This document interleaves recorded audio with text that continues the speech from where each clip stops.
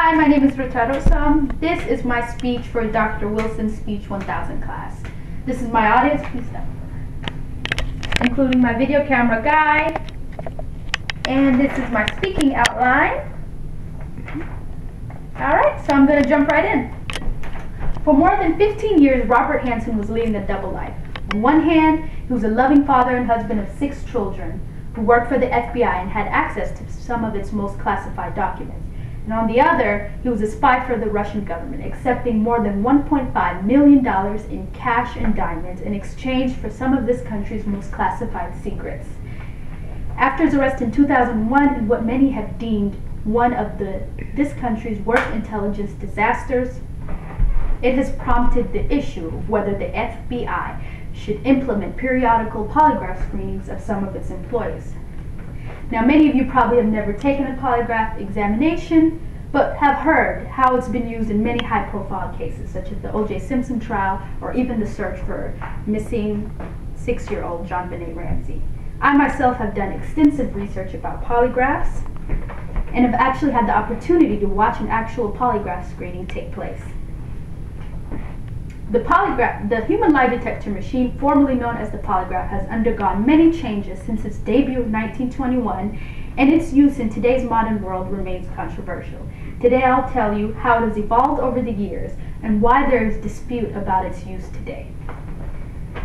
As I said before, there are various methods and machines used to detect human deception prior to the actual polygraph in 1921. In 1878, Italian physiologist Angelo Musso uses the plethysmograph, which is a machine that records various changes in volume in a particular organ or body, and uses this machine to see how the body physiologically changes to external stimuli and things in our environment. He's credited with being one of the first scientists to make this parallel, that there are clear physiological changes going on in the body when reacting to things outside of us. In 1914, Vittorio Bonucci uses a pneumograph which records breathing patterns to determine a calculation for exhalation and inhalation. His study concludes that there is a clear change in breathing patterns when one is being deceptive. Followed by that, in 1921, John Larson, a Canadian psychologist who worked for the Berkeley Police Department in California, finds a machine that measures blood pressure, pulse, and respiratory rate. He coins the term polygraph for this newfound machine. Ken Alder, in 2007, in his book The Lie Detector, says that Larson used this polygraph extensively for police interrogations.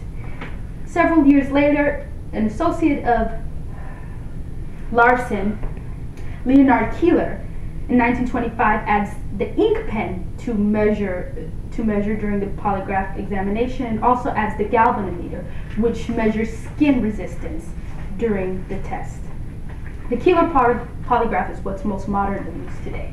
Now that I've told you the history of it and how it's evolved over the years, let's go into why there's so much controversy about its use today.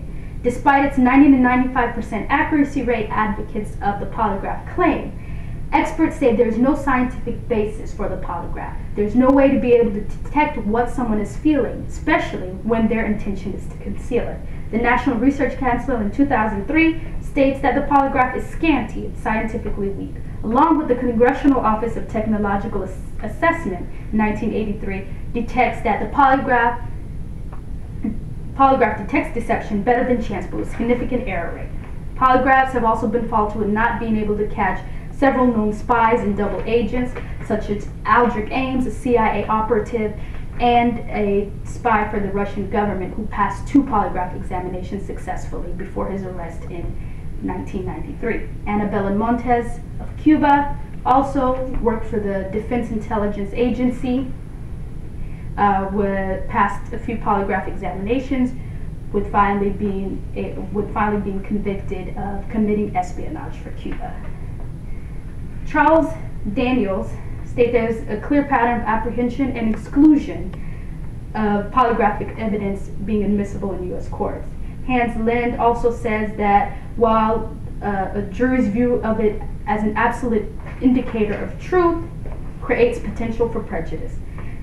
Surveys of jurors in civil cases also say that the public is skeptical about polygraphic evidence. In conclusion, I have today told you the history of polygraphs and why its use is so controversial today. So I hope the next time you are quick to judge someone who has either failed or even passed a polygraph examination, the information I shared with you causes you to look at things from a more objective angle. Thank you.